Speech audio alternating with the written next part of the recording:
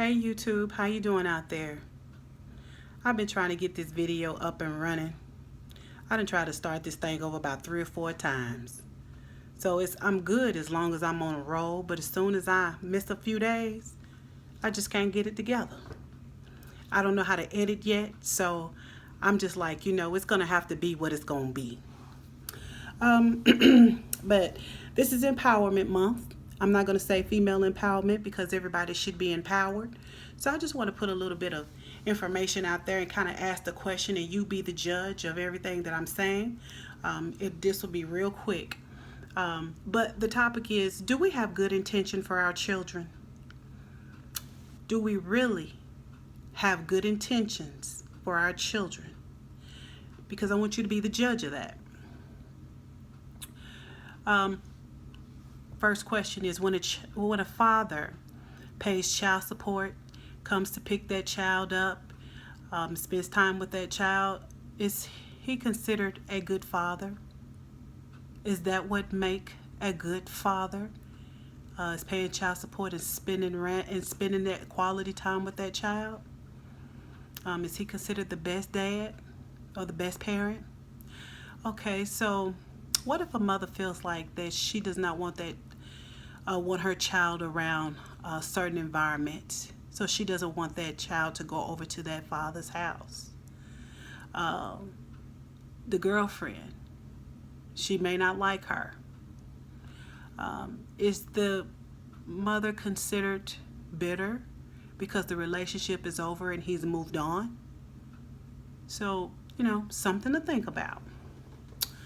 And also the question came up of, when is enough when we deal with our children? When is enough enough? As children, we set standards for our children. So how your children grow up is how they're going to be at a later age. So if you parent your child with, I don't have to explain myself to you because I'm the parent, because I said so, what I say goes, then that is a factor of non-reasoning and non-communication for that child. So if the child don't know any better, when is enough enough? When that child has to call for you to bail them out of jail? Or when that child is at the daycare and the daycare calls you and tells you that you need to come pick your child up because your child was cussing or because your child was doing whatever. You can't get mad at the daycare, Especially, what if you on the phone cussing? You might think that's just a child. She don't know. She ain't listening. They taking in everything, and then they will go and repeat it. So if we're not setting the standards for our child to understand, then basically we're creating a product of the environment. I got a phone call, not a phone call, a text message. I was texting a friend back and forth, just saying, hey. So the topic came up, so I just asked, do you smoke around your kid? And he said, well, if she's in the house or if we're outside. I don't know what that means, but the answer is yes.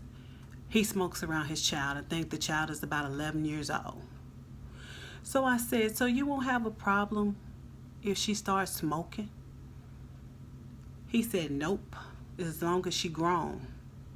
So before I could finish texting, he said like 17 or 18. And he said, also, as long as she do well in school, then I'm good. So I'm just like, okay, I'm a little lost. I said, so what if she don't do well in school? How you gonna stop her from smoking? So his response was, you let daddy deal with that. So, okay, so basically he's saying that, okay, I'm asking too many questions, but at this point, I had to reply, well, you don't make sense anyway, and you know you don't. I said, because if you consider her 17 or 18, then you consider her grown, and she's still in high school. She can't get no scholarship if she messed up. She can't play sports if she messed up. She can't do a whole lot of things if she high. So if she happened to be failing, what you gonna do? Nothing.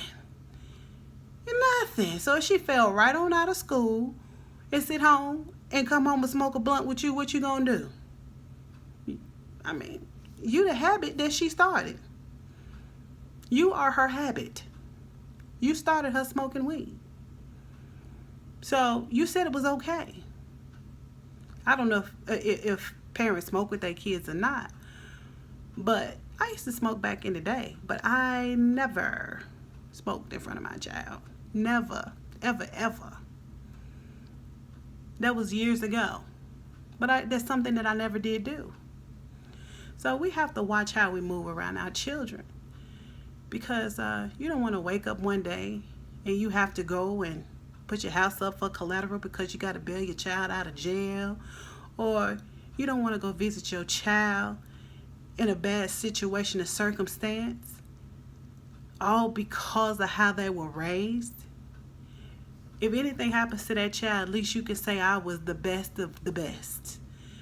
You can say what you didn't do, what you tried to put into that child. You know what I'm saying? And 9 times out of 10, a lot of times, your good will come out of everything that you put 100% in. You know? But your child can be anything. Anything. Because one day they're going to wake up at free will to do whatever, see whatever, date whomever. So whether they turn out to be heterosexual, homosexual, transgender, a lawyer, attorney, a paraplegic, I don't know. You know, the president, I don't know. But they're going to remember everything as they was a child, just like you do when you was a child. You know, so we have a generational curse cycles that we steadily just pass on to our children unconsciously, and we don't even realize it. So our child would take whatever it is that we do unconsciously.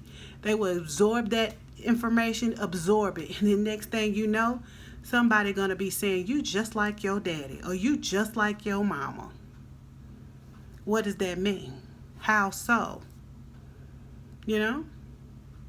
Is it a good thing or is it a bad thing? I don't know. Did a child become like their parents for good intentions? Was it on accident? Were we even thinking about what we were doing or saying during times that was most critical in a child's life? So again, it's just something to think about. Just want to put that out there. All right, YouTube streets, y'all take it easy. Peace.